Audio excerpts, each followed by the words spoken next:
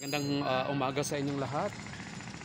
Ngayong umaga guys, nandito kami sa, iwan ko anong tawag nito, pinapatanggal guys kasi may gagawing lagyan ng epoxy. So nandyan si Mr. Leo Sarno, lahat yan papunta doon sa dulo is tatanggalin. So kasi nag-epoxy na sila guys, so naglalagay na sila ng, hindi ko alam kung ano nilagay nito, parang hindi ko alam, parang basta pagkatapos nito epoxy na. So mag-ano muna nga ako ngayon, short lang to, short video lang guys, para upload lang sa ating ano, yan si Alex.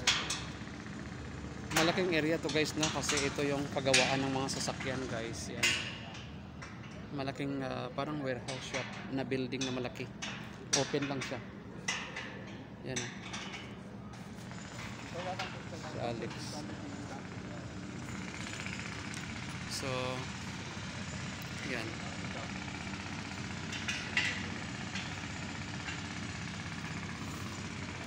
natanggal namin guys, kaming tatlong Pilipino. Yan, si Leo, si Alex, ako.